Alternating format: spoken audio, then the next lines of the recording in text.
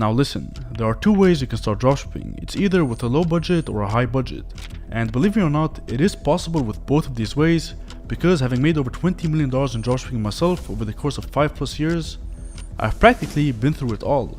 Which is why I will go over these two ways you can start so you can decide which one is the best for you. I will literally put everything down on the table for you with full honesty and transparency, so make sure to stick till the end. Now, let's begin.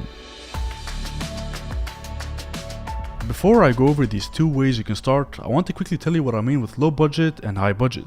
Low budget in my eyes is anywhere from $10 to $50, and high budget $50 to $250. You do not need more than that to get your first sale. But of course, with low budget and high budget, the methods to start will be different, but I will talk about that later, because I want you to firstly understand why dropshipping is the best business model to pursue, statistically speaking of course.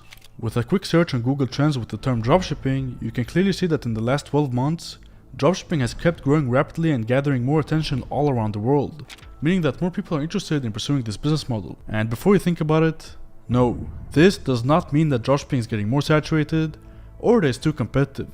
Because let's be honest here, every single business model you pursue will always be filled with competitors, and it's just a matter of how badly you want it and the effort you're willing to put to outcompete the others. The only difference or price you need to pay if you're going to start dropshipping at this time is to be way more different in how you do things than the others so you can stand out.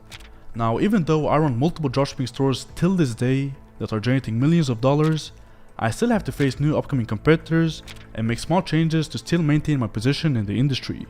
But that isn't a big deal as long as you keep your foot in the industry, stay updated with changes that's happening, and implement them into your own stores. Anyway, now that you have an understanding of how you should start dropshipping and what to expect, let's get to the real value.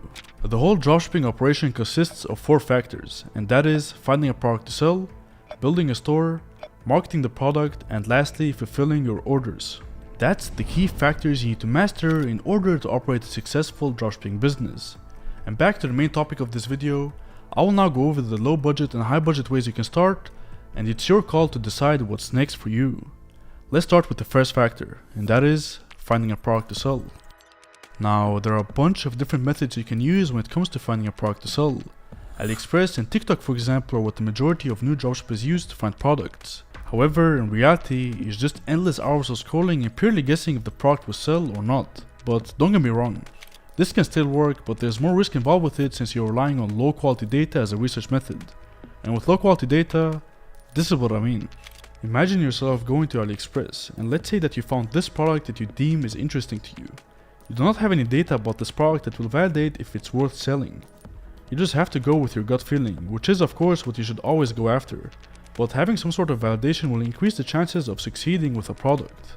I mean, of course, going to Facebook ads library to look at the engagement and reach that an advertisement for a product has does give you some sort of validation since no one is spending money on ads unprofitably.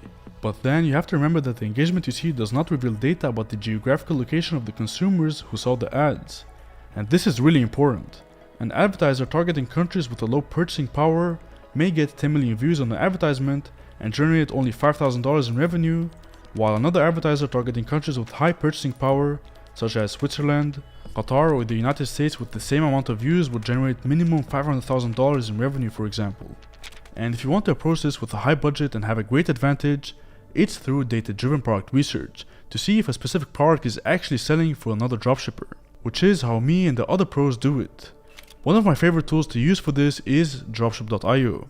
You just go to any product you find interesting from a Shopify store, copy the link for it, paste it in Dropship.io, and it will show you the sales revenue that the store owner is making every single day. This is not 100% accurate, but it at least gives you an idea that the product is worth pursuing. And there are 3 key metrics to finding a good product to sell.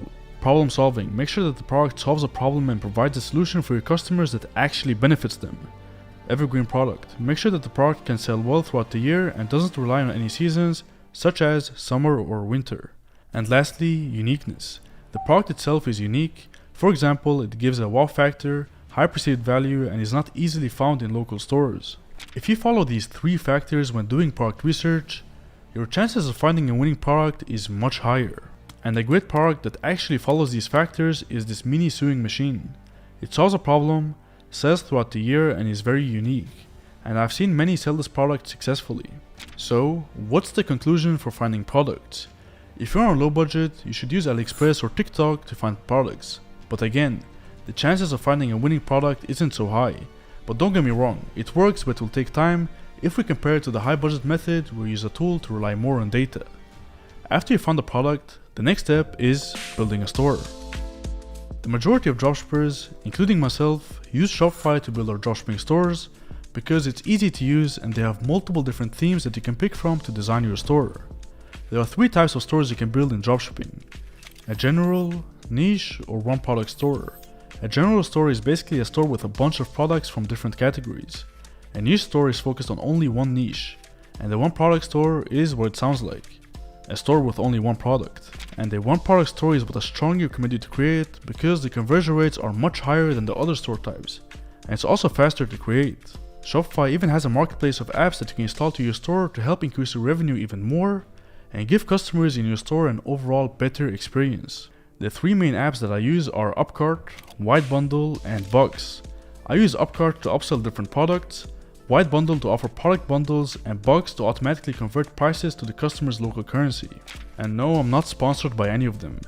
These are just apps that I use on all my dropshipping stores to help increase conversion rate and the average order value.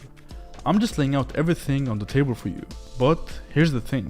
If you're entering with a low budget, all of this can be really expensive, and it's not as easy as it seems to build an optimized Shopify store. It takes time. Because of that, I've created a special link with Shopify that you can use to access everything for just $1 a month to use the platform, and on my channel, I've also uploaded a YouTube video where I go over exactly step by step on how to build a highly converting Shopify store. I'll leave both of these links in the description. Believe me, this will save you a lot of time and make things easier for you. Otherwise, for high budget, you probably want to skip this whole building your store thing, which is quite frankly what a lot of dropshippers do nowadays, because it can get really time consuming. Or in other words, boring to repeatedly build a store for each product again and again. So what dropshippers do is go to different e-commerce services to pay other dropshippers to build a store for them. And that costs hundreds of dollars. And even if you enter with a high budget, hundreds of dollars or even up to $1,000 for a store is not worth it. In fact, you're getting overcharged.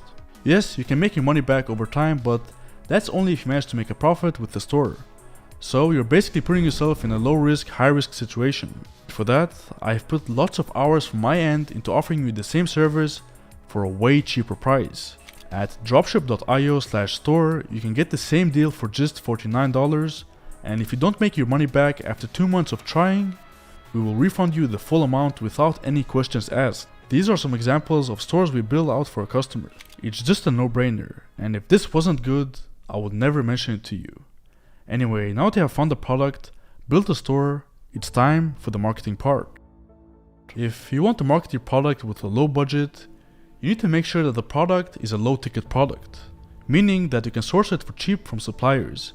You need to also make sure that the product is priced at an affordable amount, anywhere from $15 to $30, because you'll be promoting it through organic traffic on big platforms like TikTok and Instagram, and the audience there are mostly teenagers and they don't have much money, so you need to make sure that they can get a good deal. The whole content creation industry is a field with opportunities. You can promote any product of yours without having to spend a penny on ads, meaning that you'll have much higher profit margins than the usual dropshipper who will go with paid ads to drive traffic. But here's the thing you need to keep in mind. Content creation is not a walk in the park. It requires a lot of creativity, algorithm knowledge, and the ability to detect trends.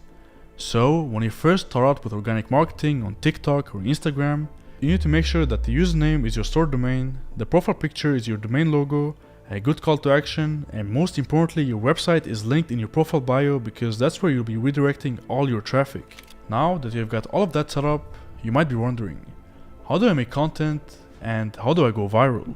Well, to save you as much time as possible here, I've personally written a detailed Google document explaining how to start with organic marketing for your dropshipping store. I'll leave it in the description as well. I'll go over all of the steps there.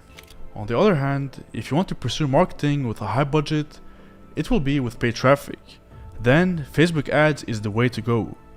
Believe it or not, but Facebook to this day is the best platform to advertise your products on. Why? Because that's where all the working class people are spending their time. They have the money and you have the product, which means that there's a lot of money to be made if you have the right product and the ad creatives. And keep in mind, Facebook is not easy. Don't think that you're just gonna create a campaign, set a budget for it, and publish it.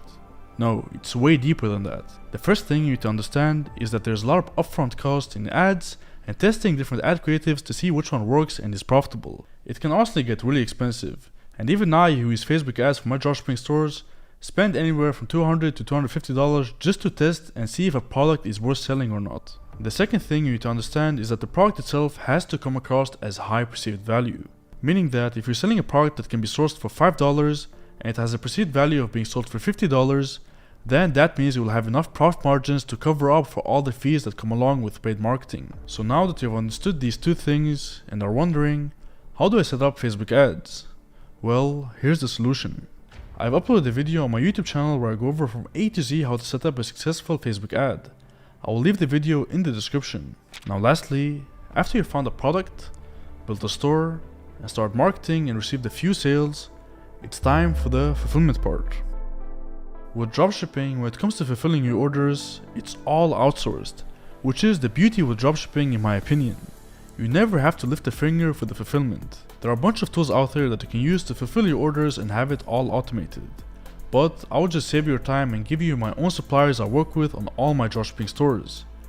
They will do everything for you. It's two guys, David and William. I suggest that you message both of them on Skype individually, speak with them and see who you can get the best deal from. And please only message them if you have orders rolling in. If you don't have any orders rolling in, then wait, because I'm giving you their contact and we need to respect their time. They're extremely fast at setting everything up with and get things going, so don't worry. And for fulfillment, there's no low or high budget ways. This is it.